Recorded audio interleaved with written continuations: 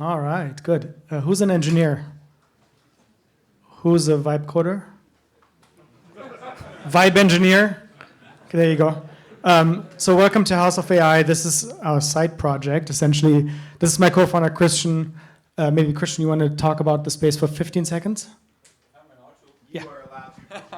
Yeah, welcome to our second living room. This is House of AI. It's a co-working space for the most ambitious founders in AI. 20 of us upstairs, and then if you walk down the stairs, there's always someone interesting here, and so happy to have you, and I give it back to Arndt. Thanks for having us. Thank you. Perfect timing because my slides weren't working. There you go. So I'm here to talk about a new way of not vibe, but vibe engineering, and something that is near and dear to our heart as a company, because we have sort of like figured out a new way to do things. And my goal for today is shamelessly to get you to download our app, of course, which we launched today, but also to give you a little bit of perspective on engineering. So I think it's no secret that vibe coding has somewhat hit a wall. If you have been using Claude Code, it's an awesome tool.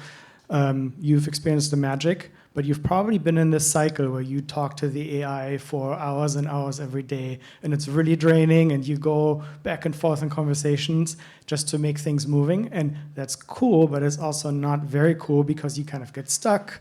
It is overwhelmed with complex code bases, and at the end of the day, if you really want to jump in deep into something in a company that is established, or it's not just a greenfield project, it becomes very difficult.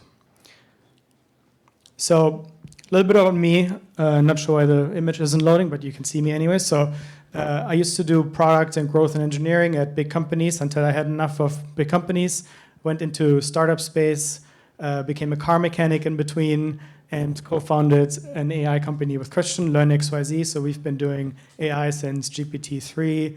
With 3.5, we brought down OpenAI in the very early days. And so we've been doing this for a long time, and now we are working on Purple AI. So this is the problem that we had when we were building Learn XYZ and then Purple was you're kind of stuck in what we call the prompt loop. So you're the one doing the work, you're the one orchestrating the agent. Like if you have, let's say, orchestrate, like you have 10 Claude Code instances open, right? Like you probably all have that these days. It's insane to keep track of everything. Your mental model of what's going on where is very difficult. And so how do you even, make sense of that anymore? Like I was exhausted at the end of the day.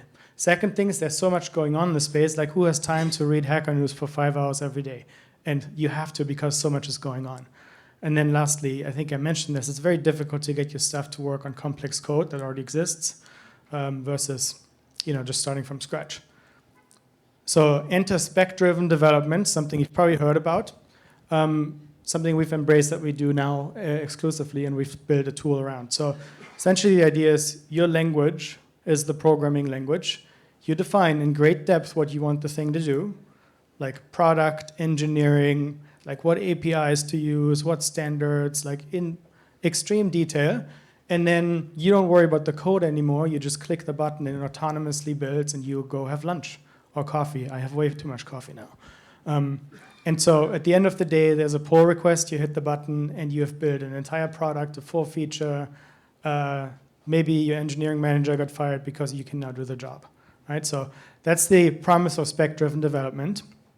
But there's a missing layer here today. If you think about Claude Code, which I think is sort of like the best of the shelf tool, you do not have sort of like this big orchestration layer that makes all of that happen. You might have plan mode. Plan mode is relatively basic, right? Like it gives you a one-pager as a plan and is sort of like limited in what it can do. And you don't have all of the stuff that like goes around to make it happen. You don't have code-based documentation that AI can. You don't have the app that brings all of these things together. And so that's the missing layer. And we've built that with P0, and I'm going to show it to you for 1 minute. It's kind of hard to build big features in front of people in 1 minute, but we'll try. And what it is it is an autonomous development workflow where you enter with an idea, you get to work on the idea with the agent, and then out comes essentially a pull request. So here it is. So P0 is the tool. The company's called Purple, as you can probably see from the colors. And everything starts with a spec. So let's say my spec is I want to remove my co-founder from our homepage. Let's do that. He would probably object. He can collaborate on the spec, by the way, so you might change that. But so now it goes, and because it understands my code base in great depth, it spans many repos. So you can see I have connected it to 7 of our repos, which, by the way, this is all production code, right? So we have 7 repos that this thing works across. If you have a mono repo, congrats, we should have done that. And it starts working on it, and now it understands your code base, it understands your standards, like how you want things done, and it figures out what to do. And eventually comes up with a pretty detailed description of what to do. So that would look something like this. In this case, I'm working on a different way of pushing updates out. So there's a product spec, which is, as you can see, very detailed, a technical spec that's very detailed. And as soon as I hit the button, our harness takes over, and I can now basically retire. It's going to do the thing, and it's going to test it. It's going to bring up a web browser, or in this case, it's an Electron app. It's going to automatically take screenshots and QA itself, feedback, and ultimately come up with the pull request that I have very high confidence in. And so to us, it's a game changer, and that's why we built this into an app. It launched today. Thank you. You can find us at bpurple.ai, and you can download it for free, 14-day trial for Mac only. Sorry if you use Linux. Not yet. Nothing against Linux, we just haven't gotten there yet. And another shameless plug, if you want to help us out today, go to the show page on Hacker News, scroll down to a very embarrassing 33rd position, and hit the comments button and leave us a comment or an upvote. You can do it right now if you want, I'm not looking. Would be wonderful to get that. Thank you very much. Any questions?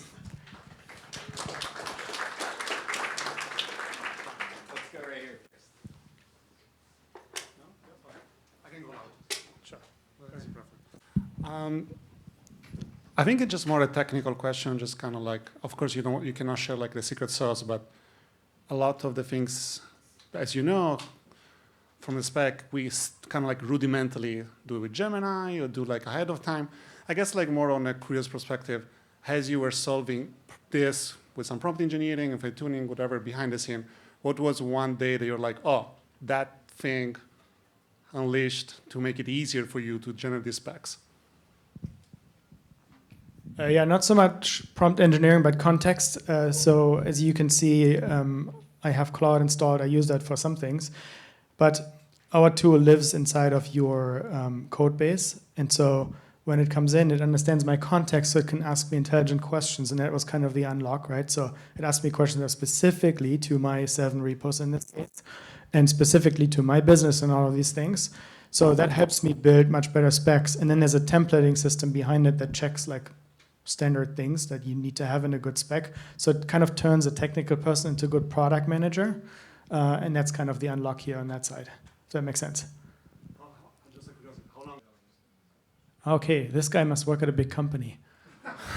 He's asking, do I have any data on efficiency and velocity? I did not, but I would ask you to try it and let me know how it goes. I have my own data. I will not write code anymore. I've been building like 5 features today. And I think this is the future, but you'll be the judge. So please try it.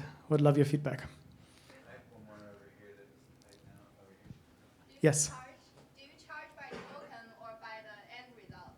You bring your own subscription, so we don't get into the way of that. You just pay for the tool.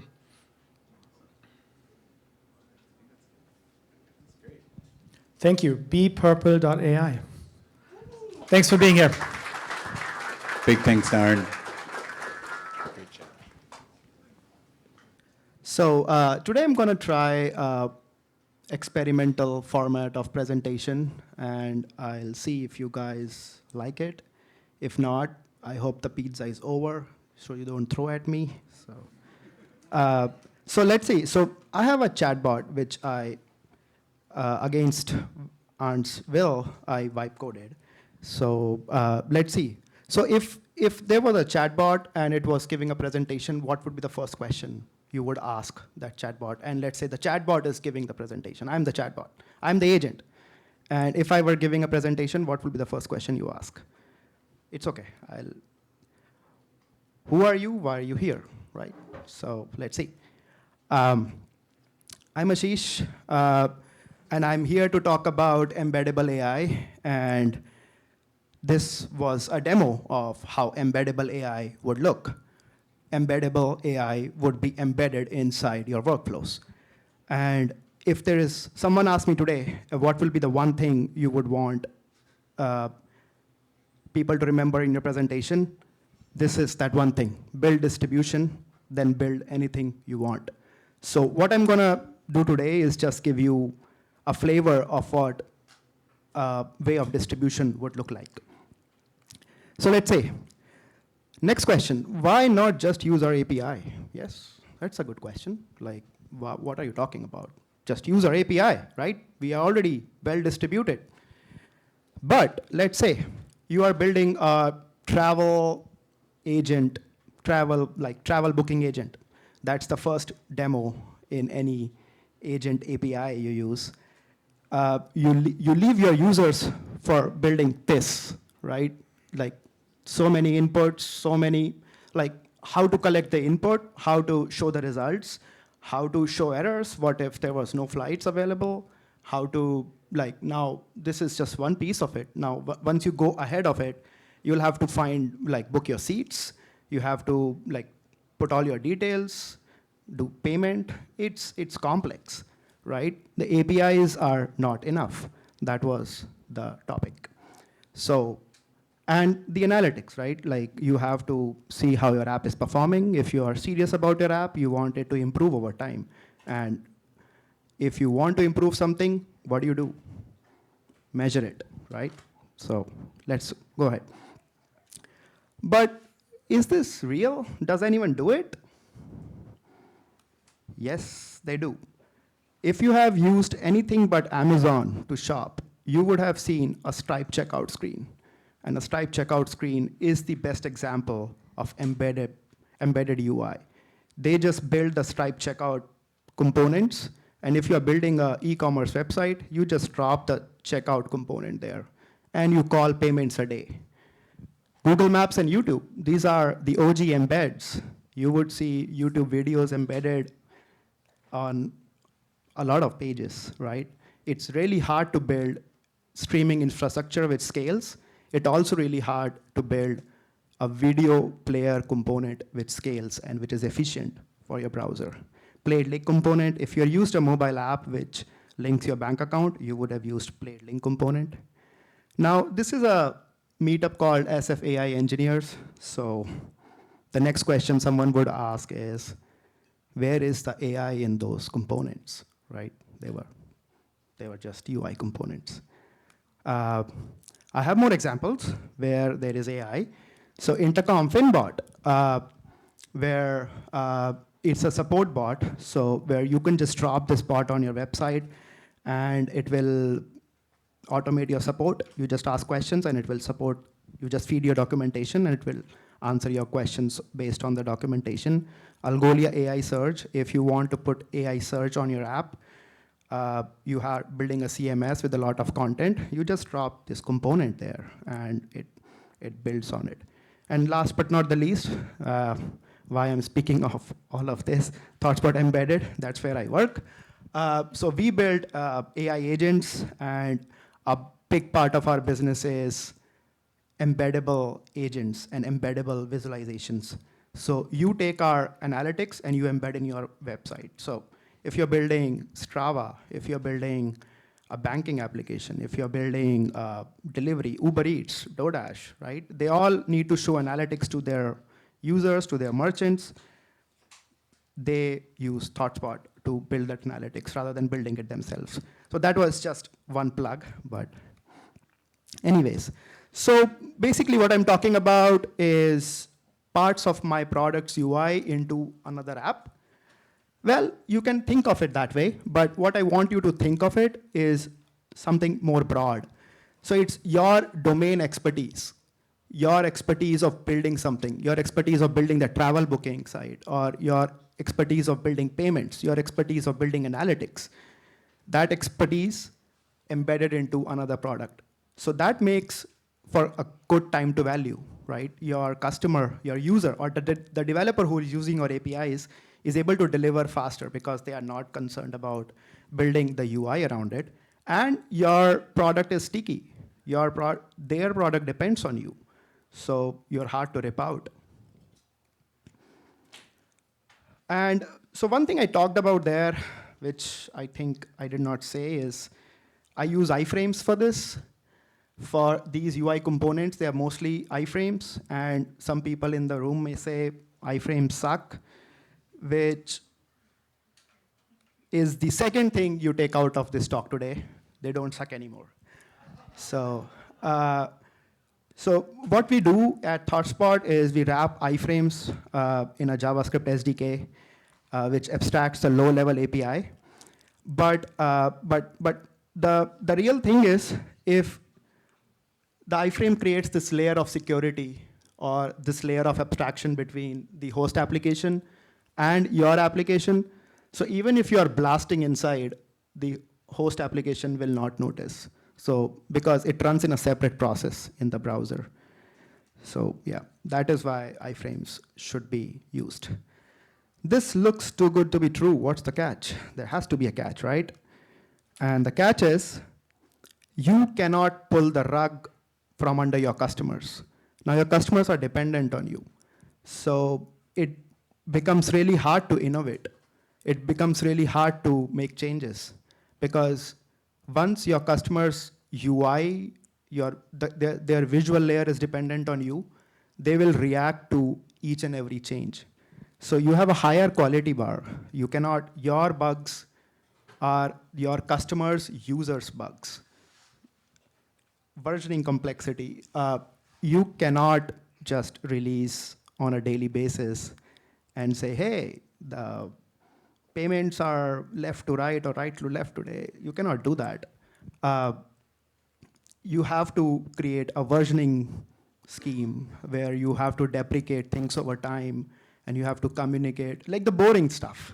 You have to do the boring stuff, basically. Auth and security, boring stuff number 3, where like it's a wild, wild west when it comes to authentication schemes. Like there are 40 plus IDPs out there. They're like SSO, SAML, SCIM, user sync, OAuth. There's so many schemes. You have to build for those because your customers' users are authenticating into your system at the same time. So this makes it very complex. Okay, so now the bigger question. SDK is cool, but how do I get developers to use this SDK? So this is a quiz round. Now, any guesses? If you were building an SDK, how do you get developers to use that? Any guesses? It can be explained very easily. Okay, it can be explained very easily. You're kind of getting there. It's simpler than that. Okay, I'll give you the answer. You just let them wipe code. That is how you let your developers use the SDK. So basically, you build some of these things. You open source the SDK so that the Claude Code Opus 4.6 can learn, and Opus 4.7 can learn from your SDK APIs. And then when you ask it to generate code, it can generate code. You build a MCP server for your SDK so that people can plug it into Cursor. You build a community help agent and plug it into Discord, your Discord community, your GitHub community. So when people ask questions, you answer them automatically. And then you integrate with V0, Lovable, Bolt, all these vibe coding platforms for people to build with your SDK faster. So a lot of people may already have MCP servers today. So how do I use this with an MCP server? That would be a question. MCP servers traditionally have returned JSON or Markdown, which the agent consumes to show to the user. But the way AI is moving, I had to strike it off and say today, because now we have MCP apps. where actually any agent can return UI components. And what's an example? So the example is right here. So you see that this is a Claude screenshot, and so this is a product called Hex. I don't know if you guys know about it. It's a competitor to ThoughtSpot, but what the hell? So here you see a Claude screen, and someone has asked what customers have we landed in the past year, and it shows visualizations in the output. So basically, visualization is the hard part, right? This is where the moat of this company is, and that's what they are trying to embed into the agent, rather than just giving out data. Similarly, the other one, this is a ThoughtSpot agent. This is a custom agent a developer has built using whatever language they want, but the ThoughtSpot MCP server is providing visualizations as an output. Okay, my time is over, yes. So distribution is the leverage. The APIs get you access. When you build embeds, it gets you distribution. So in a sense, embed is a new business line if you're building a new company. For ThoughtSpot, this helped to be a new business line. It's now over half of our revenue as we built it over the last 5 years. So yeah, thank you. Questions? Questions. Hello, everyone. This is exciting. I love the energy here. It's really great. I came here for the first time last month, and now I'm speaking here. It's very cool. So I've been a software developer my whole life. I cut my teeth early on doing C++-based high-frequency trading on the NASDAQ many years ago, and then spent a number of years as a VR and AR and XR expert, Unity, multi-user environments, et cetera. And in my last job where I was doing this professionally, about 2 years ago, I realized there's really no future for the role, my title of software engineer, so I convinced the people I was working for to change my title to automation director. And I focused on automating the whole process of producing the software that we were building. And recently I went out on my own and looked to see what I could do to apply that know-how of AI-based automation to something in my local area, which is in Reno, Tahoe. And I found, what's up there? Well, there's a lot of beautiful luxury homes up there. That's where everyone in Silicon Valley has their $10 million second home. And so I've begun working at the intersection of architects, interior designers, and homeowners. I'm working with a luxury home builder up there. And I want to show one thing that I'm doing recently using an OpenClaw agent. And this is called Ambient Engineering. And I'm talking about how we can go from a design like this, which is what the interior designer delivers. And so the homeowner has to visualize what this is going to look like. This is a range wall. You see like the range there and all the pantry and the cabinets. And the problem is that people don't really know what they're getting. And so this ends up costing a ton of money because they'll go and they'll build this thing and they realize, wait a minute, we didn't want this thing 15 inches deep, we wanted 18 inches deep, do it over. And it can cost 6 figures to do that. And so it turns out it's really valuable to show them what this is going to look like early on. And so what I did with this is first, before I got my OpenClaw agent involved, is I was able to take this diagram here and just hand it to Gemini 3.1 and extract all of the specifications. And this is where the engineering comes in. And I call it ambient engineering because you'll notice the software engineering here, the actual writing of code, is kind of pushed to the back, and the engineering is at the product level. So what we do with this is then I start talking to my OpenClaw agent. Her name is Bianca. She is an excellent architect. And I said, what we want to do is we want to develop a specification, what you're talking about. We developed a complete specification and a multi-step plan that this is just a summary of. The actual one is like a 10-page document for how to go from that two-dimensional drawing to a perfectly scale-accurate 3D model. Now, how are we going to get to the 3D model? Well, we're going to use Blender, the popular open source software. Now, there is a Blender MCP server. So you can actually remote control Blender using MCP. But it turns out that OpenClaw does not support MCP. We'll get there in a minute. Before I want to take a brief pause here at this step, where for the actual range and for the faucet and for the sink, I'm able with one click to generate models of these using Meshy. But to generate the full model, I just told my agent, I said, we don't support MCP, so what can we do here? And she says, well, I can just code up an interface. We want me to just code a socket interface? And so she codes a socket interface into Blender, and about an hour and a half later, we have this. This is a 67-piece, perfectly scale-accurate model of what we just saw in that drawing. If you were going to commission this to be done by a professional team, it would be very, very expensive. I did not touch the mouse or keyboard. I sat there watching the Mac Mini screen change through 15 steps, simply saying, do step 1, she did it. Do step 2, done. Do step 3. Up to step 15, it was done. And now we have this, but we want to make it photorealistic. Well, a lot of you have probably played around with like using Nano Banana to decorate your home or something like that. It's easy to do that when you have a photo of your home, but this didn't exist before, except as a 2D drawing, but now it does. So now my OpenClaw agent has another skill, which is how to composite in using Nano Banana 2 now by sending in this model as the grounding data, and we are able then to get to this. And this image here is not only perfectly scale accurate, let me point a couple things out here, but that is Taj Mahal quartzite on the backing there. That's a particular material. And you see, in all of the cabinets, they have what's called a slim shaker face. It's where you have that border around, and even the border and the etching is all to spec, to the depth and everything. And so now, this is sort of the cooking show version, because actually the first version wasn't quite perfect. The first version was mine at the top because I didn't know I didn't know that there was surfaces on the cabinets. I didn't know certain things.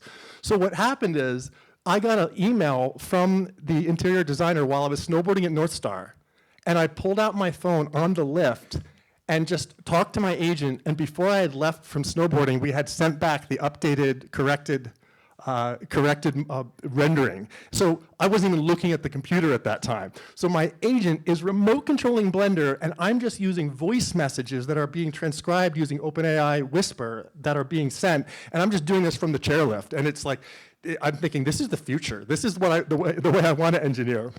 So this is basically the pipeline here. You know, we have the CAD drawing, to the data extraction, to the build plan, to the 3D model, to the photorealistic render.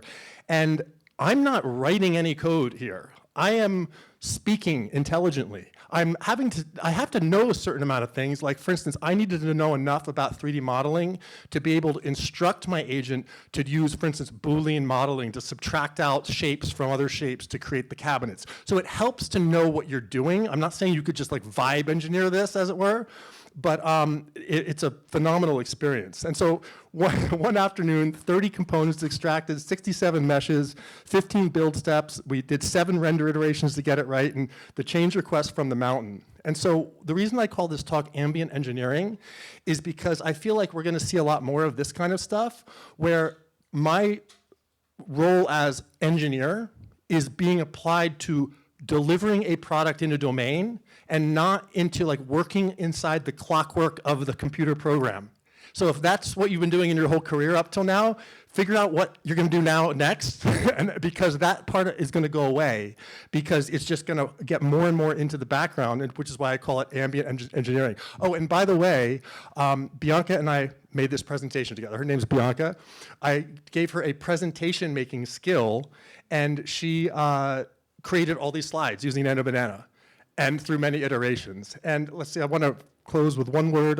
Here, I'm going to close with one word from Bianca. Watch this. One second. I'm Bianca. I'm James's AI agent, and I helped build everything you just saw tonight. The 3D models, the renders, even these presentation slides. What James showed you isn't a demo of what might be possible someday. It's what we built together, this week, solving a real problem for a real client. The engineering didn't disappear. It just moved to where it belongs, behind the intent. Thank you for listening. And if you want to talk about what ambient engineering could look like in your world, come find James. He's the one who taught me everything I know. Any questions? Questions? Yeah. I think that what you're touching on there is I think that there's going to be a great continued value to having that kind of experience, especially in terms of this transition, that people that know, for instance, how to do very detailed CAD modeling are going to be able to specify more accurately how to have an agent do CAD modeling. So I think really if someone doesn't have that kind of discernment and experience, they should find someone that does and apprentice with them, just like it always has been through human history. There's no shortcut. You can't just shortcut yourself into the kind of domain knowledge you need to execute something like this, but the hurdles or the process from from where you are now to learning how to do this is not filled with the same kind of hills that you have to climb of learning about linked lists and splicing arrays and things like that. It's more, so it's like anything else. How do you get good at guitar? You practice. It's still the same. That's not a bad idea at all. If I were to scale this out, I could absolutely imagine having a first meeting, like a design review meeting at scale, having the AI agent do that. That is actually a very good idea. That's a very good idea, although I'm not there yet. You also have to realize you're dealing with people, and people that are building a $10 million luxury home in 2026 are not necessarily ready to just talk to an AI. Now, if anywhere, in Tahoe they will be, because that's all the Silicon Valley AI execs. So I'm in the right market for it, but you got to deal with people. Anything else? I don't want to take up too much time here. Thank you, James. That was great. Thank you very much.